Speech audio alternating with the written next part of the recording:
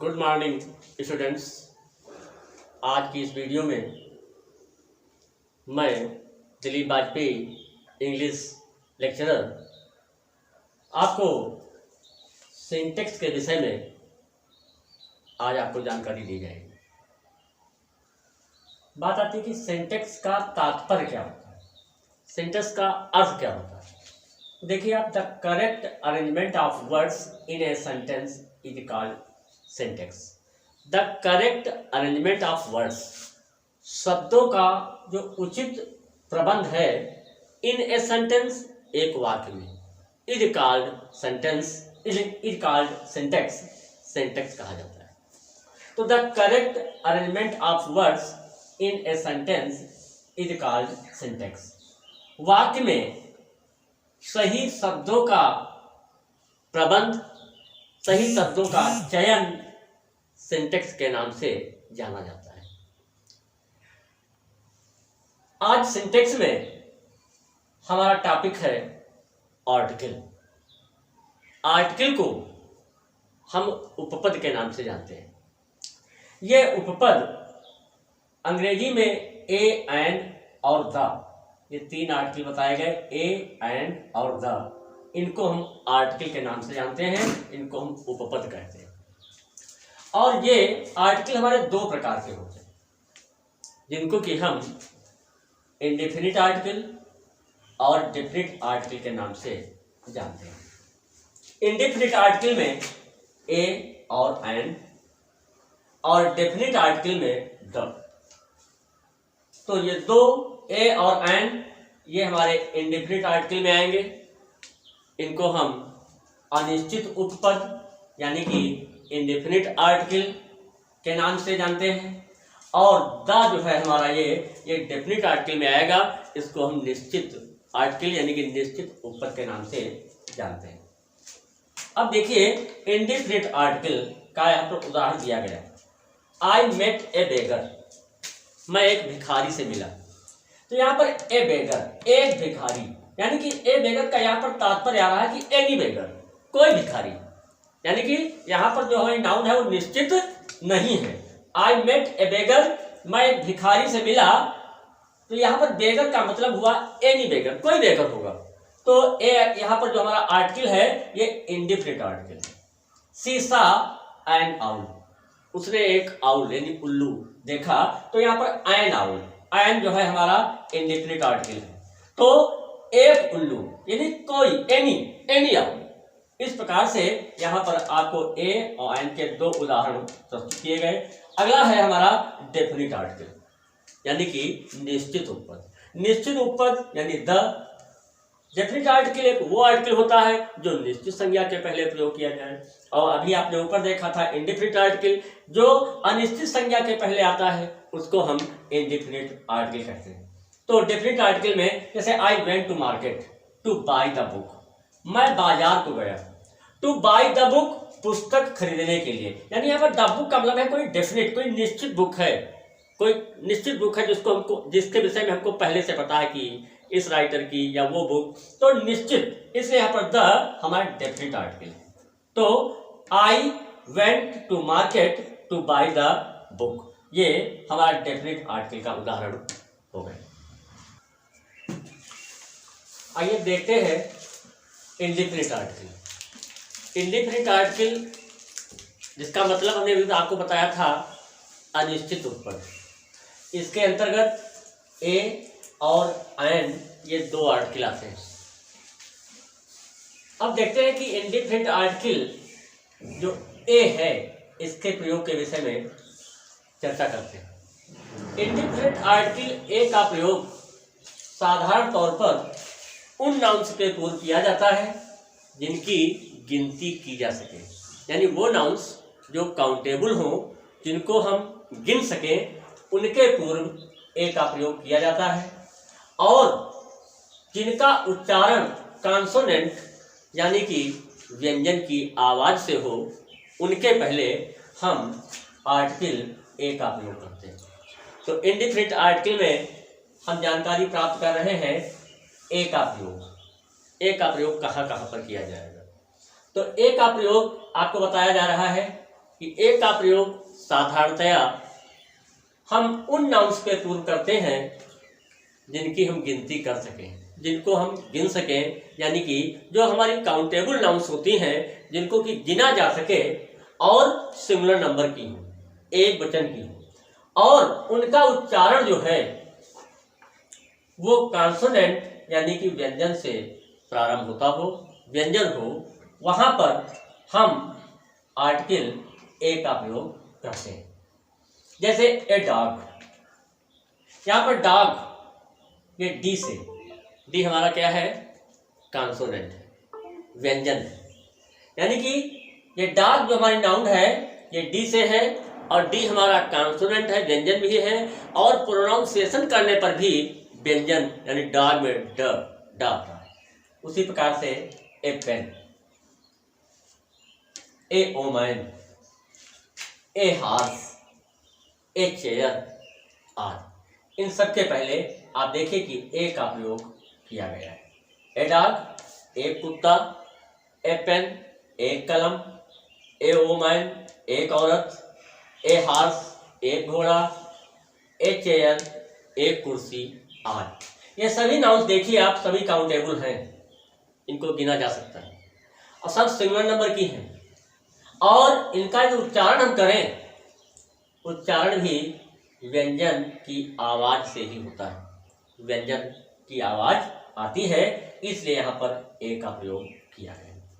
अगला है जब यू की आवाज यू यानी वायु निकले, तो ऐसी स्थिति में भी हम वहां पर ए का ही प्रयोग करेंगे, यानी हमारी कोई संज्ञा जो यू से प्रारंभ हुई हो, लेकिन प्रोनाउंसिएशन करने पर उसका उच्चारण यू, वाई यू यानी कि यू निकल रहा हो, तो हम उस संज्ञा के पहले जो यू से शुरू हुई हो, उसके पीछे हम आर्टिकल ए का प्रयोग करेंगे। जैसे हमारा एक शब्द है यूनिवर्सिटी, यूनिवर्सिटी मीन्स होता है विश्वविद्यालय। यदि देखें तो यूनिवर्सिटी में हमारा यू आया हुआ है और यू हमारा वावेल है। जैसा कि आप लोगों को बताया जा चुका है कि अंग्रेजी वर्णमाला में ए से जेड तक कुल हमारे 26 लेटर्स आते हैं, 26। उन 26 में हमारे 5 वावेल होते हैं और 5 के बाद जो शेष 21 बचते हैं वो हमारे कॉन्सोनेंट्स यानी व्यंजन होते हैं। तो वावेल में हमारे 5 जो है ए, ई, आई, ओ और यू, और इनके बाद इन 5 को छोड़कर जो शेष 21 लेटर्स बचते हैं उनको हम व्यंजन यानी कॉन्सोनेंट्स के नाम से जानते हैं। और आपको ये बताया गया है कि जो हमारी नाउन वावेल से प्रारंभ होती है, ए, ई, आई, ओ, यू से प्रारंभ होती है, जनरली हम उसके पहले एक के लिए ए आर्टिकल लगाते हैं, आयन का नहीं, उसके पीछे हम आयन का प्रयोग करते हैं, ए का प्रयोग नहीं करते। जो हमारी संज्ञा वावेल से यानी कि ए, ई, आई, ओ, यू से प्रारंभ होगी और उसके पीछे एक के लिए हम एक ही नहीं उसकी जगह पर आयन का प्रयोग करते हैं, लेकिन इतना ही पर्याप्त नहीं है। यदि कोई हमारी संज्ञा ए, ई, आई, ओ, यू से प्रारंभ है जो कि हमारे वावेल आते हैं, तो उसके पीछे हमारा आर्टिकल आयन आएगा। इतना ही कह देना या इतना ही समझ लेना पर्याप्त नहीं है, क्योंकि इतनी सी जानकारी से हम गलती कर सकते हैं। अब बात आती है, अब इसको थोड़ा विस्तृत रूप से हम जान लें कि जो वावेल हमारी नहीं, जो हमारी नाउन इन वावेल से ए, ई, आई, ओ, यू से प्रारंभ होगी, इतनी ही बात को देख करके हम उसके पीछे आयन का प्रयोग कर देंगे, ऐसा नहीं है। क्या होगा वहां पर, यदि कोई हमारी संज्ञा वावेल से शुरू हुई हो और उसका प्रोनाउंसिएशन उच्चारण करने पर भी वावेल निकलता हो, स्वर प्राप्त होता हो, तभी आयन का प्रयोग होगा, अन्यथा नहीं किया जाएगा। जैसे यहाँ पर हमारा एक शब्द है यूनिवर्सिटी। यूनिवर्सिटी मीन्स होता है विश्वविद्यालय। अब आप देख रहे होंगे कि यूनिवर्सिटी में हमारा यू है और यू हमारा वावेल है, क्योंकि ए ई आई ओ यू में आता नहीं आता है। तो एक विश्वविद्यालय। अब यहाँ पर यदि हम इतना देखें केवल कि यू से शुरू है, यू वावेल है, तो एक के लिए एन लगा दिया जाए तो गलती हो जाएगी। यहाँ पर यू वावेल जरूर है, लेकिन प्रोनाउंसिएशन करने पर यहाँ पर यू की आवाज वाई यू निकलती है, यू निकलती है, जो कि व्यंजन है, स्वर नहीं है। ऐसी स्थिति में यहाँ पर यूनिवर्सिटी जो हमारी नाउन है यू वावेल से प्रारंभ हुई है, इसके बावजूद भी हम इसके पीछे एन नहीं लगा सकते हैं, ए लगाएंगे। तो अब क्या स्पष्ट हुआ कि यदि कोई संज्ञा वावेल से प्रारंभ हुई है तो मात्र वावेल को देख करके यदि हम एन का प्रयोग कर जाएंगे तो वहां पर गलती भी हो सकती है। तो इस प्रकार वहां पर विस्तृत जानकारी में हमको इस प्रकार से जानना होगा कि यदि कोई वावेल यदि कोई हमारी नाम संज्ञा वावेल से प्रारंभ हुई हो और बोलने पर भी, उच्चारण करने पर भी वावेल मिलता हो, तभी हम वहां पर आयन का प्रयोग करेंगे। जैसे यहां पर यूनिवर्सिटी में यू है और यू वावेल है, लेकिन इसके आइए देखते हैं आगे। जब यू की आवाज वाई यू यानी यू मिले तो हम ए का प्रयोग करेंगे। वैसे तो हमारा यू वावेल है और आपको ये भी बताया गया होगा कि जो संज्ञा वावेल से शुरू होती है उसके पहले आयन का प्रयोग किया जाता है। लेकिन इतना ही जान लेना पर्याप्त नहीं है कि जो संज्ञा वावेल से शुरू हुई हो और उसके पीछे यदि आर्टिकल का प्रयोग करना हो तो आयन लगा दिया जाए, तो कुछ जगहों पर ऐसा प्रयोग करने से गलती भी हो सकती है। क्योंकि यहाँ पर अब आगे थोड़ा हमको और जानना पड़ेगा कि यदि कोई नाउन वावेल से शुरू हुई हो तो इतना ही पर्याप्त नहीं है कि वावेल से शुरू हुई हो, बल्कि एक चीज़ और समझना होगा कि वावेल से शुरू हुई हो और उसका उच्चारण भी स्वर हो। यदि ये दोनों कंडीशन मिल जाएंगी आपको, तभी आयन का प्रयोग होगा। यहाँ पर देखिए आप, जैसे आपका शब्द है यूनिवर्सिटी। यूनिवर्सिटी में हमारा यू शब्द, यू लेटर है और यू जो है ये हमारा वावेल है। अब यदि इतना हम देखें कि यू वावेल है तो एक विश्वविद्यालय के लिए हम लिख सकते हैं एन यूनिवर्सिटी, तो वो गलत हो जाएगा। क्योंकि यहाँ पर यूनिवर्सिटी में यू जो हमारा है ये वावेल जरूर है, लेकिन जब इसका हम प्रोनाउंसिएशन करते हैं यूनिवर्सिटी का तो यू की आवाज़ जो है हमें यहाँ पर वाई यू मिलती है, जो कि व्यंजन है। अतः यहाँ पर यूनिवर्सिटी से पहले हम एन का प्रयोग न करके ए का ही प्रयोग करेंगे, तो ए यूनिवर्सिटी बनेगा सही, एन यूनिवर्सिटी गलत हो जाएगा। उसी प्रकार से आगे देखिए आप, ए यूरोपियन। यूरोपियन है यूरोप देश का वासी, तो यूरोपियन में भी E U R O P E N, यहाँ भी वही कंडीशन है, उच्चारण करने पर यूरोपियन वाई यू की आवाज़ आती है।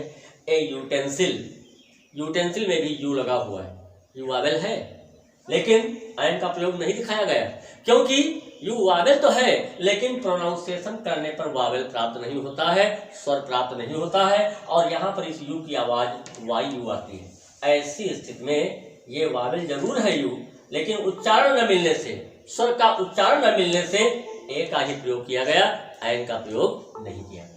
ए यूनियन, वही चीज यूनियन में भी यू लगा हुआ है, वावेल है, लेकिन उच्चारण में यू की आवाज वाई यू आती है, लिहाजा एन का प्रयोग न करके ए का ही प्रयोग यहाँ पर आपको दिखाया गया। आगे देखते हैं, जब ओ की आवाज व यानी डब्ल्यू हो, ऐसी कोई संज्ञा हो जो ओ से प्रारंभ हुई हो, लेकिन उच्चारण करने पर वहां पर हमें व मिलता हो, तो ऐसी स्थिति में आर्टिकल ए का ही प्रयोग किया जाएगा। जैसे ए वन आइड मैन, एक आंख वाला आदमी, मतलब एक काना व्यक्ति। तो वन आई, वन में ओ एन ई है कि नहीं है? ओ हमारा वावेल है, स्वर है, और इसके पीछे ओ को मात्र देख करके हम यहाँ पर प्रयोग करना चाहें आर्टिकल तो ऐन लगा जाएंगे, लेकिन गलती हो जाएगी, क्योंकि मात्र इतना ही देख लेना कि ओ वावेल है और आर्टिकल का प्रयोग कर दिया जाए तो गलती होना स्वाभाविक है। तो वहाँ पर एक चीज और देखेंगे कि वावेल है और उच्चारण करने पर भी वावेल आता हो, तो वन में ओ वावेल तो है, लेकिन वन कहने पर वावेल ना करके वा निकलता है, व्यंजन डब्ल्यू वा की आवाज आती है। ऐसी स्थिति में ए का प्रयोग किया जाएगा। एन वन आइड मैन नहीं लिखा जा सकता है, ए वन आइड मैन लिखा जाएगा।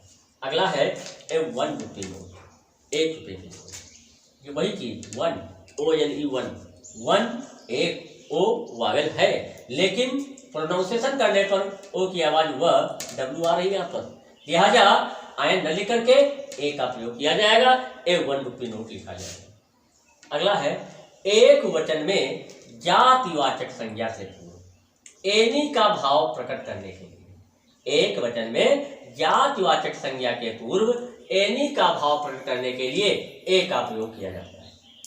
जैसे ए फार्मर हैड 4 सन्स, एक किसान के 4 बेटे थे, तो एक वचन में जातिवाचक संज्ञा, उसके पूर्व एनी का भाव प्रकट करने के लिए क्या प्रयोग करेंगे, ए। वहां पर ए का जो भाव निकलेगा वो एनी का होगा। जैसे ए फार्मर हैड 4 सन्स, एक किसान के 4 बेटे थे, एक राजा था, मतलब कोई राजा, एक किंग, एक किसान के 4 बेटे, एक राजा के 2 पुत्रियां थी, यानी कोई राजा होगा वहां पर। तो ए फार्मर का मतलब यहाँ पर है एनी फार्मर, यानी कोई किसान। अगला है कि जब व्यक्तिवाचक संज्ञा, जिसको हम कहते हैं प्रॉपर नाउन, जब व्यक्तिवाचक संज्ञा यानी प्रॉपर नाउन का प्रयोग एक जातिवाचक संज्ञा यानी कॉमन नाउन के रूप में किया गया हो, जब एक व्यक्तिवाचक संज्ञा यानी प्रॉपर नाउन का प्रयोग एक जातिवाचक संज्ञा यानी कॉमन नाउन के रूप में किया गया हो, तो उससे पूर्व आर्टिकल ए का ही प्रयोग किया जाता है। जैसे लिखा है ही इज ए साइलाक, वो एक साइलाक है, तो यहाँ पर साइलाक हमारी क्या है, प्रॉपर नाउन है, व्यक्तिवाचक संज्ञा है, और उसके पहले ए का प्रयोग क्यों किया गया, क्योंकि इसका प्रयोग एक जातिवाचक संज्ञा यानी कॉमन नाउन के रूप में किया गया। यहाँ पर साइलाक का मतलब ये है एक क्रूएल मनी लेंडर, एक निर्दयी money lender, money lender means महाजन, एक क्रूएल मनी लेंडर।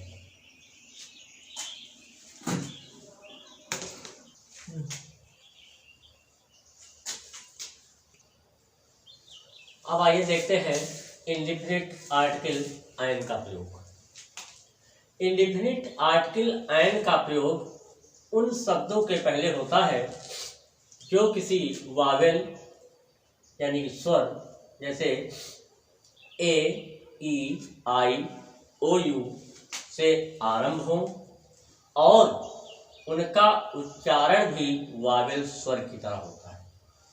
यहाँ पर आपको बताया जा रहा है कि इंडिफिनिट आर्टिकल जो एन है उसका प्रयोग किस प्रकार किया जाएगा। तो इंडिफिनिट आर्टिकल एन का प्रयोग उन शब्दों के पहले किया जाता है जो किसी स्वर यानी कि ए, ई, आई, ओ, यू से आरंभ हो और इतना ही नहीं उनका उच्चारण भी वावेल स्वर की तरह हो, तो इनके साथ इंडिफिनिट आर्टिकल एन आएगा। यदि हमारी कोई संज्ञा, कोई शब्द जो ए, ई, आई, ओ, यू से आरंभ हुआ हो और उसका उच्चारण भी वावेल स्वर की तरह हो रहा हो, तो हम उसके साथ एन का प्रयोग कर लेंगे। जैसे आपको यहाँ पर दिया गया एन एलिफेंट, एलिफेंट मीन्स हाथी, और एलिफेंट की स्पेलिंग में देखो ई आया, ELEPHANT, और ई हमारा वावेल है।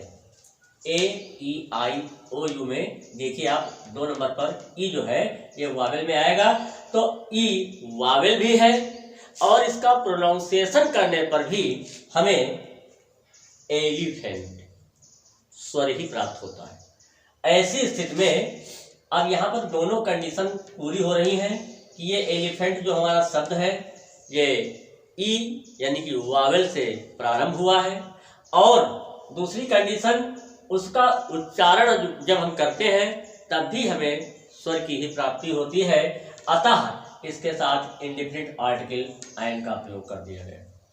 उसी प्रकार से अगला है आयन आयस। यहाँ पर आयस में देखिए आपको ए मिला, ए हमारा वावेल है, और आयस का जब हम उच्चारण करते हैं आयश तब भी हमें स्वर की प्राप्ति होती है, अतः आयन आयस लिखा गया। अगला है आयन इंकपाट। इंकपाट में आप देखिए आई, आई वावेल, और उच्चारण करने पर इंकपाट, इंकपाट वावेल मिलता है, अतः आयन का प्रयोग किया गया। अगला है आयन ऑरेंज, एक संतरा। यहां पर देखिए आप ऑरेंज, ऑरेंज ओ वावेल है, और ओ का जब उच्चारण करेंगे तो ऑरेंज, ऑरेंज का जब उच्चारण करते हैं यहाँ पर ऑरेंज स्वर निकलता है। अभी इसके पीछे आपने देखा था जब हम ए का प्रयोग आपको बता रहे थे, वहां पर आयन वन आइड पर्सन ए 1 रुपी नोट, वहां पर भी वन आइड ओ से, वहां पर हमारा सब वन था, ओ लगा हुआ था, लेकिन वहां पर हमने आयन का प्रयोग नहीं किया था, क्योंकि वहां पर ओ हमारा वावेल था, स्वर था, लेकिन उसका प्रोनाउंसिएशन वह डब्लू यानी व्यंजन था, इसलिए वहां पर हमको ए करना पड़ा था। यहां पर हमारा ऑरेंज में ओ है और ओ वावेल है, लेकिन यहां पर जब इसका हम उच्चारण करते हैं ऑरेंज स्वर मिलता है। ऐसी स्थिति में यहां पर देखिए आप आयन का प्रयोग किया गया। अगला है आयन अम्ब्रेला। अब पीछे आपने ए में पढ़ा होगा, जब आपने देखा होगा ए यूनिवर्सिटी आपको बताया गया था, यूनिवर्सिटी में यू लगा हुआ था, यू वावेल था, लेकिन वहां पर जब यू का उच्चारण किया गया था तो यू की आवाज वाई यू निकली थी, जो कि व्यंजन थी, इसलिए यहां पर फिर ए यूनिवर्सिटी लिखा गया था, आयन नहीं लिखा गया था। लेकिन यहां पर अम्ब्रेला में यू हमारा वावेल है, और वावेल के साथ साथ जब इस अम्ब्रेला का हम प्रोनाउंसिएशन करेंगे अम्ब्रेला, तो यू की आवाज भी स्वर मिलती है। ऐसी स्थिति में यहाँ पर आयन अम्ब्रेला का प्रयोग किया गया, आयन का प्रयोग हुआ और हमारा शब्द आयन अम्ब्रेला बन गया।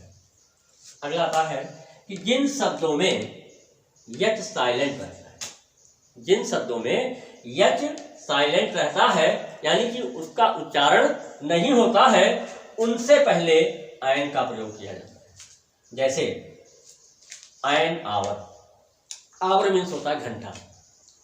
अब आवर में देखिए यच हमारा साइलेंट है, यदि इसका उच्चारण होता तो आवर के जगह पर यहाँ पर हावर कहा जाता है, लेकिन यहाँ पर यच साइलेंट है, इसका उच्चारण नहीं होता है आवर। तो यच हमारा क्या है, कॉन्सोनेंट है, व्यंजन है, लेकिन यहाँ पर ये साइलेंट रहता है, और आवाज में क्या मिलती है यहाँ पर, स्वर की, आवर, अतः आयन आवर लिखा जाता है, ए आवर नहीं लिखा जाता। अगला है आयन ऑनेस्ट पर्सन, एक ईमानदार व्यक्ति। ऑनेस्ट में भी वही चीज है, यच ये साइलेंट है, ऑनेस्ट यच के बाद ओ की आवाज आती है, ऑनेस्ट, और स्वर निकलता है, अतः यहाँ पर देखिए आप आयन ऑनेस्ट पर्सन का प्रयोग किया गया। अगला है आयन ऑनरेबल मेंबर, एक सम्मानित सदस्य। ऑनरेबल, ऑनरेबल में भी यच लगा हुआ है, लेकिन प्रोनाउंसिएशन करने पर इसको महत्व नहीं दिया गया, ये साइलेंट है। यहाँ पर ऑनरेबल यच के बाद ओ की आवाज आती है और स्वर निकलता है, और ऐसी स्थिति में यहाँ पर ऑनरेबल के पहले हमने आयन का प्रयोग किया है, आयन ऑनरेबल मेंबर बनेगा।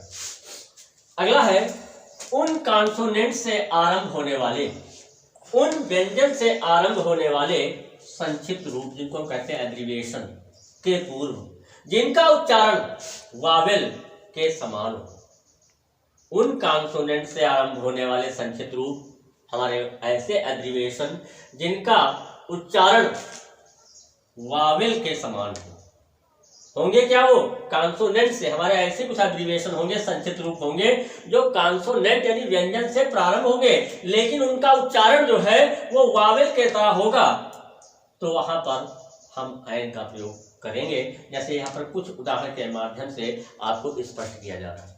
जैसे एम ए, तो एन एम ए लिखा गया है।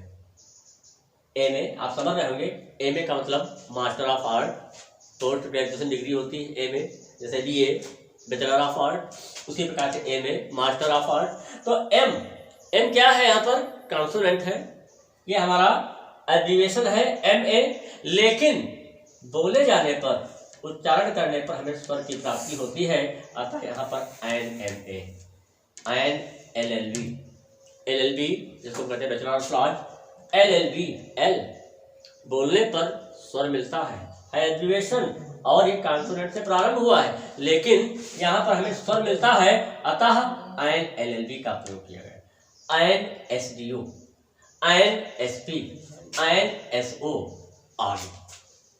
अगला है, जब कोई शब्द यच से प्रारंभ हो, जब कोई शब्द यच से प्रारंभ हो, ध्वनि हा की हो, लेकिन शब्द के प्रथम भाग यानी कि शब्द के प्रथम सिलेबल पर जोर न दिया गया हो, तो बहुधा एन का ही प्रयोग किया जाता है। जैसे एन हिस्टोरिकल नॉवेल, एन ऐतिहासिक उपन्यास, एन हिस्टोरिकल, हिस्टोरिकल। यहाँ पर देखिए आप प्रथम भाग पर जोर नहीं दिया गया। तो जब कोई शब्द यच से प्रारंभ हुआ हो और उसकी ध्वनि जो है वो हा की हो, लेकिन शब्द के प्रथम भाग यानी प्रथम सिलेबल पर जोर न दिया गया हो, जोर न दिया गया हो, तो वहां पर बहुधा एन का प्रयोग किया जाता है। जैसे an historical novel, an hotel आदि। अब आइए बच्चों देखते हैं डेफिनेट आर्टिकल दा का प्रयोग, निश्चित उपपद दा का प्रयोग। डेफिनेट आर्टिकल दा का प्रयोग उस समय होता है जब हम किसी खास यानी कि पार्टिकुलर व्यक्ति या वस्तु या जिसका पहले उल्लेख हो चुका हो या जिससे वक्ता परिचित हो के बारे में बात करते हैं। तो ये बताया गया कि जो आपका डेफिनेट आर्टिकल है, डेफिनेट आर्टिकल दा का प्रयोग उस समय होता है जब हम किसी खास पार्टिकुलर व्यक्ति या वस्तु या जिसका पहले उल्लेख हो चुका हो या जिससे वक्ता परिचित हो के बारे में बात करते हैं। जैसे the boy you see is my son, लड़का जिसे आप देख रहे हैं वो मेरा बेटा है। यहाँ पर इस खास लड़के की ओर चिन्हित किया गया। द बॉय डेफिनेट आर्टिकल, यहाँ पर उस लड़के को यानी कई लड़के खड़े हैं, वहां पर किसी एक खास लड़के की तरफ इशारा हो रहा है कि the boy you see is my son. दूसरा है द बुक यू वांट, पुस्तक जो आप चाहते हैं इज आउट ऑफ प्रिंट, उसका अभी प्रिंट नहीं हुआ है। अगला है धार्मिक पुस्तकों के नाम के पहले दा का प्रयोग किया जाता है। हमारी कुछ रिलीजियस बुक्स हैं उनके पहले भी हम दा का प्रयोग करते हैं, जैसे द रामायण है, द गीता है, द कुरान है, द बाइबल है इत्यादि। यहाँ पर देखिए सबसे पहले द डेफिनेट आर्टिकल का प्रयोग किया गया। जितनी धार्मिक पुस्तकें हैं उनके पहले द आर्टिकल का प्रयोग होता है। यदि दिशा के पहले कोई प्रीपोजिशन हो तो उसके पहले दा का हम प्रयोग करेंगे, अन्यथा नहीं करेंगे। जैसे यहाँ पर वाक्य है the sun rises in the east, यहाँ पर दिशा पूर्व, ईस्ट के पहले यहाँ पर प्रीपोजिशन इन आया हुआ है, अतः यहाँ पर द डेफिनेट आर्टिकल का प्रयोग किया गया। The sun rises in east नहीं, the sun rises in the east लिखा गया, क्योंकि ईस्ट दिशा के पहले प्रीपोजिशन इन लगा हुआ था। यहाँ पर देखिए माई हाउस फेसेज ईस्ट, मेरे घर का जो सामना है वो पूरब की ओर है। यहाँ पर ईस्ट दिशा के पहले कोई प्रीपोजिशन नहीं आया, अतः यहाँ पर ईस्ट के पहले द आर्टिकल का प्रयोग नहीं किया गया। तो माई हाउस फेसेज ईस्ट। इस प्रकार बच्चों आज आपने सिंटेक्स में आर्टिकल के विषय में जानकारी प्राप्त की। आर्टिकल उपपद दो प्रकार के, डेफिनिट और इंडेफिनिट, इन दोनों के विषय पर चर्चा की गई। Thank you.